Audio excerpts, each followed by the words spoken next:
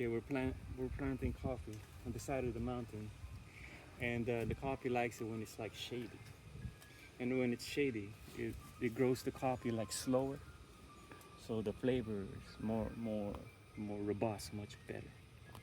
And also, it's not easy to plant on the side of the mountain because somehow you need to make it like semi-flat as much as you can, and it's about a meter wide like that. So all that needs to be soft, and you need to remove rocks, and mountains have a lot of rocks. So you need to put good soil if there's too much rocks. So that's what I do. I get good soil over there. I bring it here by the bucket, and that's what I use. I just need to dig a hole and make it soft like that. And as you can see, I cleared out like this and almost like semi-flat already. So I'm gonna get this high ground. I'm gonna bring it here to the end like that. And you make like a small digging here, so when the water comes down, it pools here, so it'll come this way. Okay, see, it's like semi-flat, about a meter wide.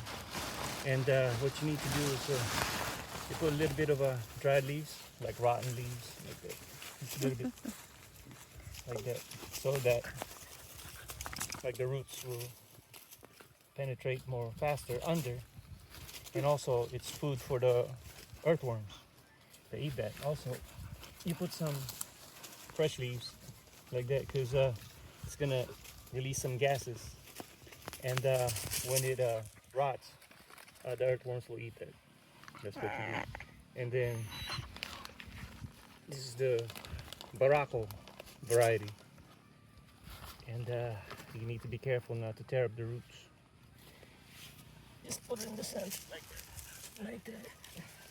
So it takes about like 25-30 minutes for preparation and everything like that. So after that, just make sure it's like flat to that. Like that. So much better it's higher over here, so the water doesn't rush down over there when it hits here. So you get the soil from the top, so it'll be more even, like flat. Yeah, like that. Just make it as flat as possible, like that.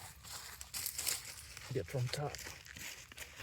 Like that. And much better, this is like lower, so the water pools there and comes down this way, like that. Try to make it as flat as possible, so the water stays here. See? And a good sign is you see earthworms. Okay, when that's done, to help it naturally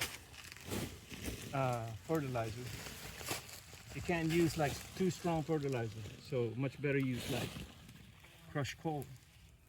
And over here a lot of people make charcoal, so after they're finished they leave this behind, so we get it by the sacks, and it's free. And what it does is it gives nutrients to the ground, and when it rains, the charcoal fertilizes the ground. Much better rainwater. And good thing our water here is natural, like river and straight rainwater all the time, all year round. We don't use city water like that. Also, that keeps the ground cool. So after you put charcoal like that, we also get a lot of leaves, and the leaves is like mulching. It keeps the ground from going dry, and it naturally gives a lot of bacteria, good bacteria, and brings ants like that and the earthworms, and try to make it as wide as possible so the soil doesn't die. See, when the soil gets too dry, it dies. All the nutrients lost, gone. So you make it wide, like 1 meter, about a meter wide, all around. So one whole sack, maybe you could do like three or four, like that. Because some places already has a lot of leaves. So, yeah, like that. And then later when it gets cooler, I'll water it. You never water when it's too hot because the plants will get shocked. Much better when it's cooler before the sun goes down.